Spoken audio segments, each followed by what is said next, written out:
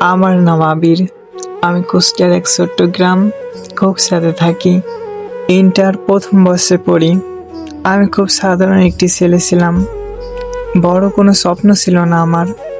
শুধু চেয়েছিলাম পরিবারের মুখে হাসি ফোটাবো। আমাদের আত্মীয়রা কুষ্টিয়া শহরে থাকতো। প্রায়ই যাতায়াত ছিল আমাদের। সেখানে খালার মেয়ের সাথে দেখে সাক্ষাৎ হতো। আমি তাকে অনেক সম্মান করতাম, পরিবারের মানুষ হিসেবেই দেখতাম। একদিন সে আমাকে বলল, আমি তোমাকে পছন্দ করি।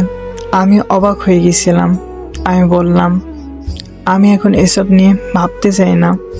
আমার পড়াশোনা আর পরিবারই আমার প্রথম দায়িত্ব। সেই দিন সে কিছু না বলে চলে গেল। আমি ভেবেছিলাম বিষয়টা মনে হয় এখানেই শেষ, কিন্তু কয়েক সপ্তাহ পর হঠাৎ সব কিছু বদলে গেল।